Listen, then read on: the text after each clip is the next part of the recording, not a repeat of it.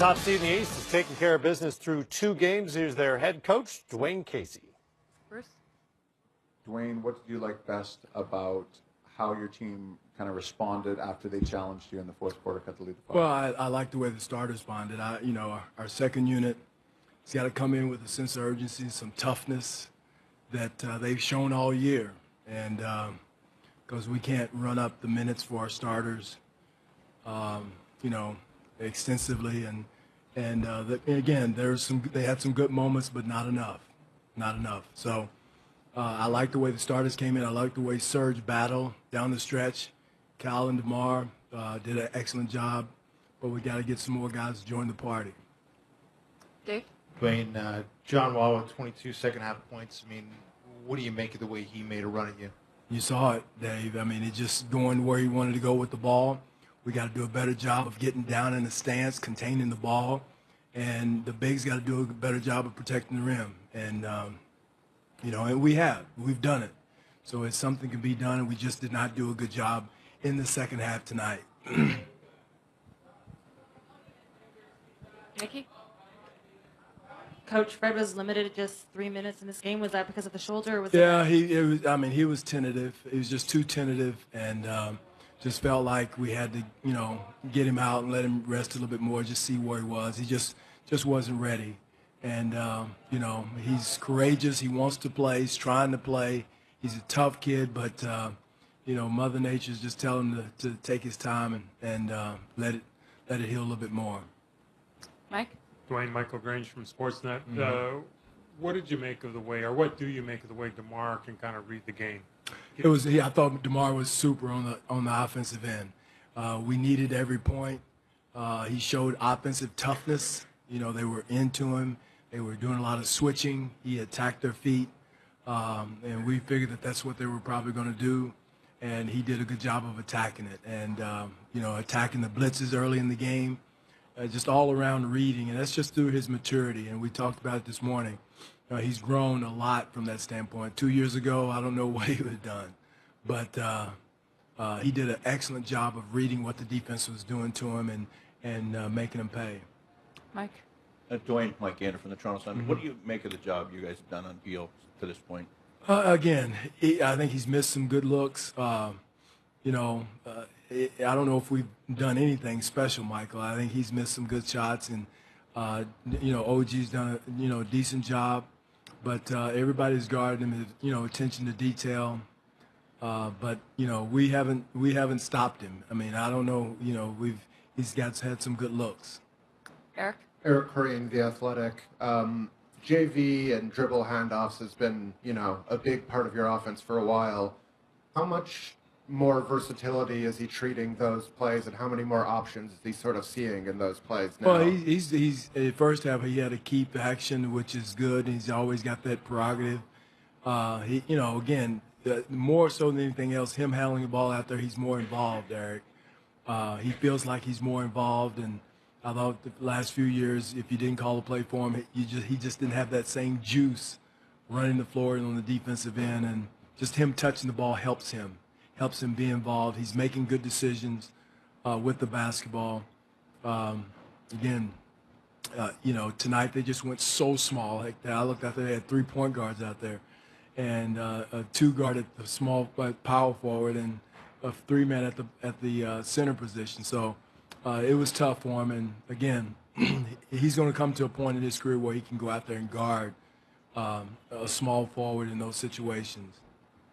Last call? Thank you. Thank you. 131-19, Toronto wins it tonight. If you're just with us, the Raptors set franchise postseason records for most points in the first quarter, at the half, and for a game. And they take a 2-0 lead as the series heads back to D.C. for Game 3 on Friday. Here's Wizards head coach Scott Brooks. Give them threes. And we have to do a better job of committing to it. This is a great three-point shooting team, and like I said, 7 threes in a quarter they got the momentum going.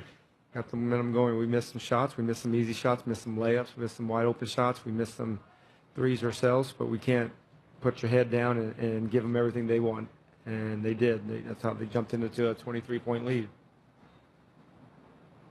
Scott, Joseph Bashar, the scorer. DeMar had an efficient 37 points tonight. Did you see it as a failure of something you guys did defensively, or was it just him hitting tough shots and you guys forcing him into spots you wanted to force him to? It's a great player. It's a great player making plays. He's an all-star for a reason. You don't multiple-year all-star. Those aren't easy honors to achieve. He's great. Both of those guards, I mean, they're all-stars for a reason. Maybe next year I won't vote for him. Scott, Mike Gander from the Toronto Sun over here. Bradley Beal killed his team on a few occasions this year. He seems to be struggling now. Is that more him, or is that what the Raptors are doing? Nah, the Raptors they're doing a good job. Doing a good job being physical with him. He's missed some open shots, and he hasn't been able to get to the lane and get to the free throw line. It's a little bit on him, a little bit on me, a little bit on John. We find them. We need them. We're going to have trouble beating this team if he doesn't play better, and he will. Coach, you decided to go to Ty Lawson pretty early in the game. What did you think of his outing off the bench? He did everything I knew he was capable of doing. I've seen him play for many, many, many years. He's tough, competitor. He competes. He pushes the pace. He's feisty on defense. I like the spirit. I thought the second unit gave us a chance to make a game out of it. If it wasn't for them, it would have been on the plane by now. But I thought the guys off the bench came in and gave us a good lift, gave us good spirit. They competed. They challenged their shooters. They challenged their dribble. They challenged their passes. And we got to do that. But you got to give Toronto credit. They're the number one seed for a reason. They're a very good team. They play extremely well at home. And they did what they were supposed to do. They held serve, and our job now, we have to do the same thing on our home floor. We've been in this position before last year, my first year with the group, so we have a little bit of history of knowing how we feel and what we can do to get out of it. Scott, do you think you've found something you can sustain for the rest of the series with Mike Scott coming in as a backup five? Yeah, who knows? He might be a starting five. Also with Bradley, besides his missed shots, he had 4 shooting fouls. Do you think that led him to have a slump of the game? I got to obviously look back at the film, but they are fouls. They called them. Can't change that. You can't change the call. But very rarely do you see that many fouls on a three-point shooter in the same game, let alone a playoff game. But it is what it is. You gotta do a better job of guarding without fouling. All right. You guys have a good night.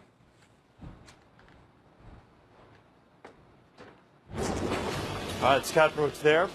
Ty Burt wrote in. You think the Wizards can come back after tonight's loss? If they don't, do you think it's time to make some major changes? The Ty's thinking big picture already. He's already written off the Wizards, it sounds like, and looking toward the summer. Yeah, that's a little premature to write that off, but I do appreciate the concept behind the question. This team has had something amiss the vast majority of the season, and I think there's an argument that can be made that they may need some changes from a chemistry perspective, but what it means to actually make a major change is something different. Speaking of major changes, bada boom. What's up? Nobody knows she's sneaking out of the set. But I think it's something. It may not need to be major, but it may need to be something that puts them in a position to accept their roles a little more clearly and maybe make the pieces fit around John and Brad a little better. Well, and here's the other answer for Ty is that given the way this Wizards team has been a Jekyll and Hyde outfit over the last couple of seasons, they could very well come back and win the next 2 games. Listen, you heard Scotty allude to that, having been there a season ago. I do think they have a very good chance to win Game 3, and if they win that means you can win Game 4 sure. and make this interesting. I think also I'm trying to take a page out of Toronto's book in terms of how they play offensively. I just think as dynamic as John Wall is, and you don't want to ever take away his strengths, I think they've got to figure out a way to get a little bit more ball movement, because even with a great player, when you're really ball dominant, you allow defenses to load. And they don't do as great a job of reading off him. Like, their spacing in relation to where the basketball is on the floor is not very good. It creates a lot of bad passing angles and tough shots. They've got to do a better job of shoring that up, I think. And they tend to play better at home, so we'll see if they respond in Game 3. And his partner, Bradley Beal, just had a miserable night. He had foul trouble, 3 of 11 from the field, 9 points, minus 34 on the night. And here's Beal in the locker room after the loss.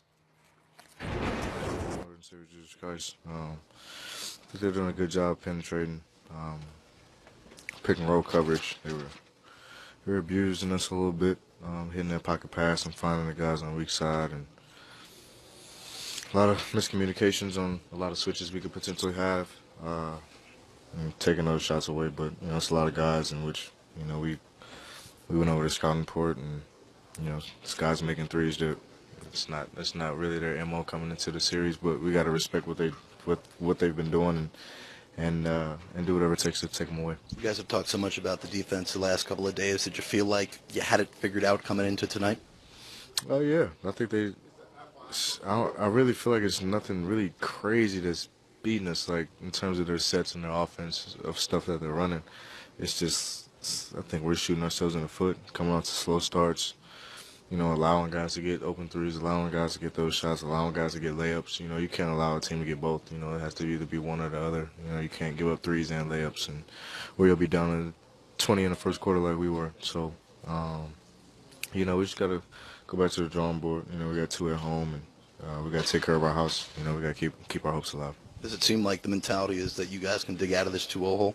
Yeah, we've been in the same situation, probably a year from today almost. We're playing Boston in the second round and being down 2-0 early and winning the next 2 and then making it a 7-game series. So, we got to take it a game at a time and focus on Game 3 and get that at home. Brad, how deflating is it when Dwane Casey can literally put every guy available on his bench into the game and just really have any kind of matchup that they want on the floor? They're a great team. They're a well-assembled team. They have a lot of size, a lot of versatility. Defensively, they pretty much switch, and guys can guard pretty much every position. They play really well together. You got to respect what Coach Casey's doing, and how he meshed them and gelled that team together, because they've been playing really good, even after All-Star break. So they've just constantly got the momentum rolling, and we got to slow them down. We've beaten them, twice harder this year, but this is the playoffs. It's a totally different brand of basketball. So we gotta step it up more. The encouragement of having Ty Lawson come out there and play. John had those 2 fouls early. What kind of carryover do you think that he can give you guys, and is he kind of maybe the X factor now for you guys moving forward? Yeah, he was great today. He was great. Provided some big minutes. Played a lot. I think his quickness, his ability to be able to create, make some passes. He made a lot of great passes today. A lot of shots we probably should have knocked down. We didn't, but he's a great facilitator. He's always been that quick and crafty guard. It's good to be able to see him get in the game and be able to produce well for us. Brad, with the amount of games, minutes, and with the amount of responsibility that's been asked of you this year, is it starting to wear on you a bit at this point in the playoffs? Not really, no. John's back, so it'd be totally different if he wasn't. Then that'd be a different story. But no, even if he wasn't, I still wouldn't make an excuse for it. I've played 82 games this year. That's how many you're supposed to play. But at the same time, it does wear on you. You do get tired, but it's a mental thing. That's not an excuse for me. Were you taking that a little bit out of your rhythm with the foul trouble tonight? Yeah, a little bit. Those were some whatever. I just leave them alone. But it is what it is. Foul trouble, shooting trouble, and now deficit trouble for Bradley Beal. John Wall and the Wizards head back home down 0-2.